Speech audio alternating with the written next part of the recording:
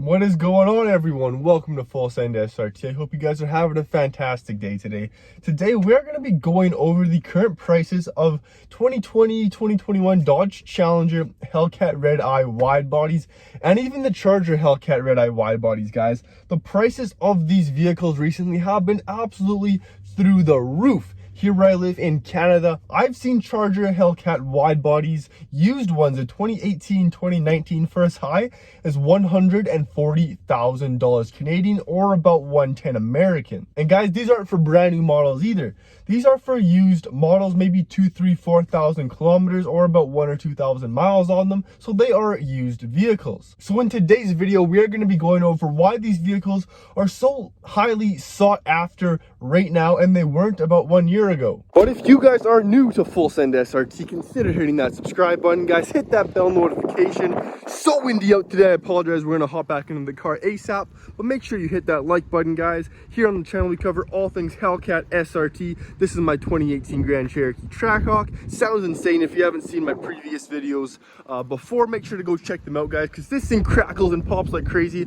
I also do believe it's tuned, but they never told me from the dealer when I first bought it. So if you guys are into Hellcats and Trackhawks, so windy out today, consider hitting that subscribe button, guys. Like squad, and let's get right into the 2020, 2021, 2018, 2019 Challenger Hellcat wide bodies. So if y'all have not been living under a rock for the past 3 or 4 months, you would have checked out Dodge's 2021 EV Summit. What does EV stand for? I'll be right back. Okay, apparently EV stands for electric vehicle. So they had an electric vehicle summit, whatever the hell that means. But they revealed in 2024, we're going to see the world's first ever fully electric muscle car by Dodge. No, we're not counting that Mustang Mach-E SUV. That's not a muscle car. But Dodge is calling their new vehicle coming 2024 a fully electric muscle car. When's the last time you heard of that? Probably never, because it's never happened before. They're going to be releasing the concept vehicle of the whatever the hell they're going to call it in 2022. So we're going to be able to see what they think it's going to look like. I hope it doesn't look like this. But who knows? Who would have ever thought Dodge would create an electric muscle car going from the Demon's 840 horsepower supercharged 6.2 to a fully electric engine. Now guys, with this news, vehicles have not only seen a drop in supply because of all the chip shortages, and that's what they've been telling us. That's just one of the points that I wanted to make today. Chip shortage, sure. I think we've gotten over the chip shortage now.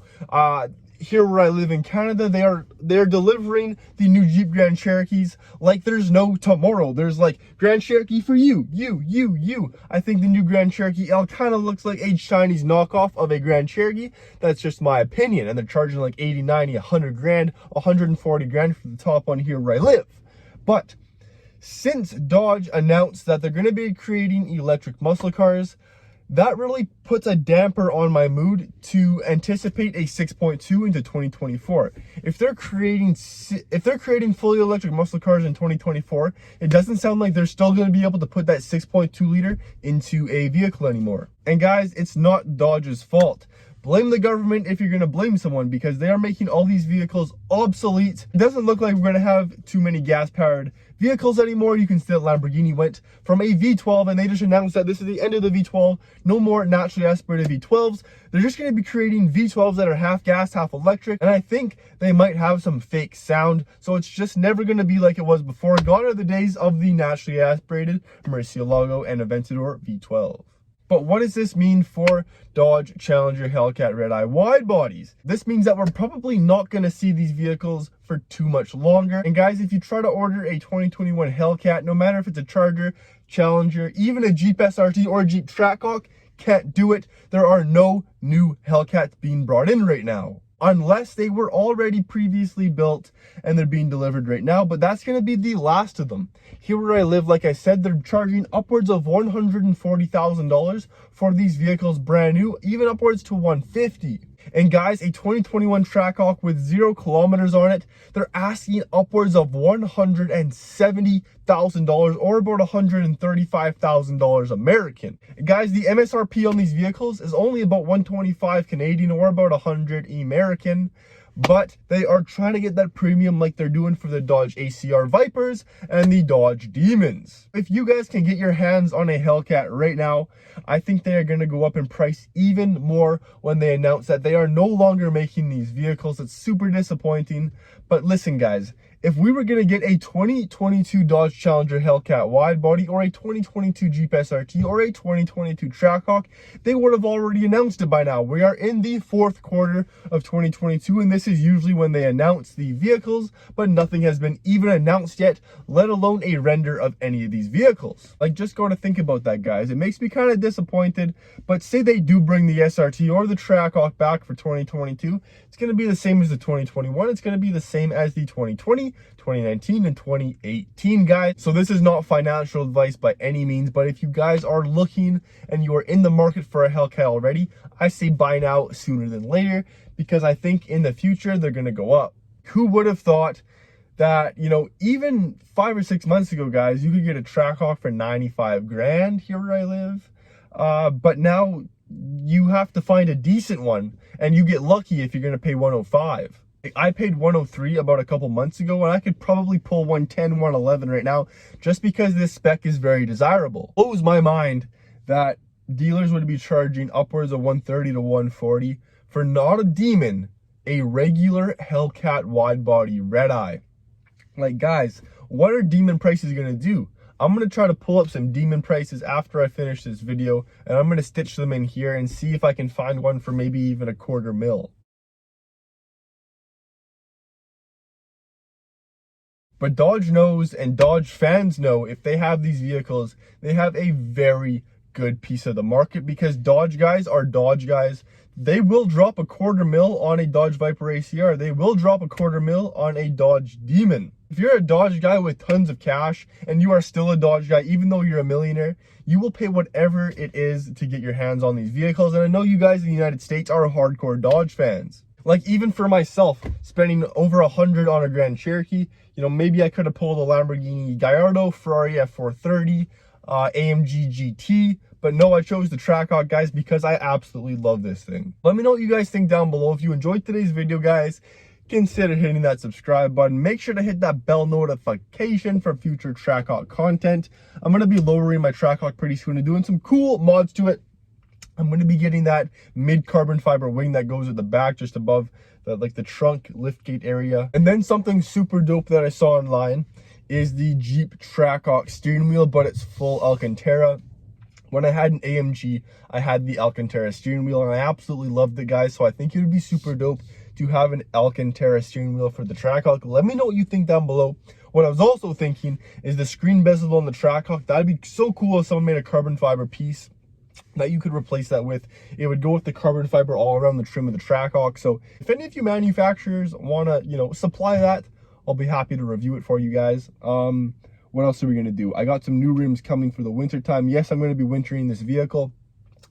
It snows like crazy here where I live, so I'm going to get some crazy winter content with the Trackhawk, guys, and show you how it handles and whatnot. We do have a snow mode on this Hawk, so it's going to be crazy. The exhaust is going to sound so crazy cold, so I'm excited to bring this content for you guys. Guys, speaking of the Trackhawk, let's go on a little ride. Let's see how it sounds right now. It's been sitting for a while, and it's fairly chilly out, so let's see how this bad boy sounds. Nice.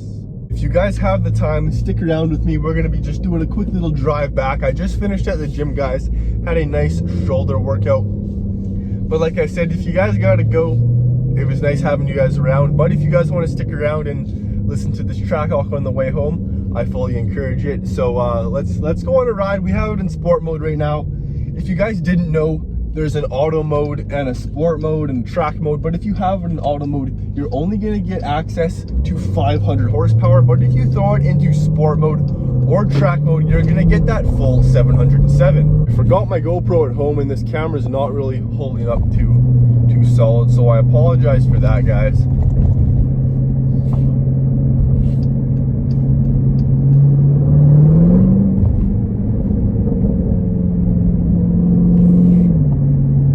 So one difference on the Trackhawk as opposed to the SRT is I could never get my SRT to backfire and crackle and pop, so I'm not too sure what it is with the Trackhawk, but this thing crackles and pops pretty good.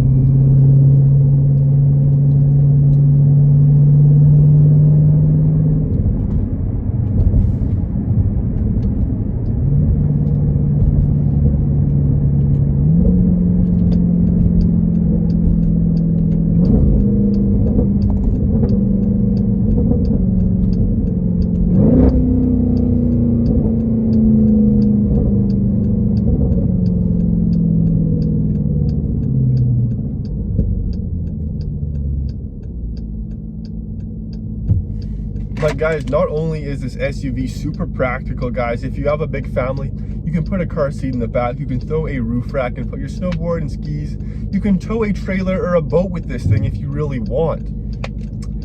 You can also take it to the drag strip, you can modify it to 1,000 horsepower and make it beat Lamborghini Aventadors and Lamborghini Huracans. So like, this vehicle is so diverse and so dynamic that, in my opinion, it doesn't get any better than this SUV. You know, it's not the most luxurious, but it definitely is the most fun that you can have for the price.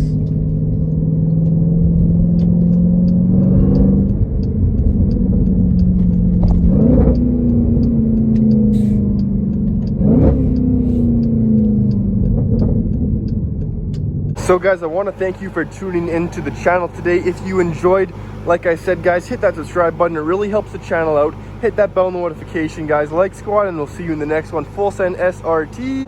Signing off. Peace.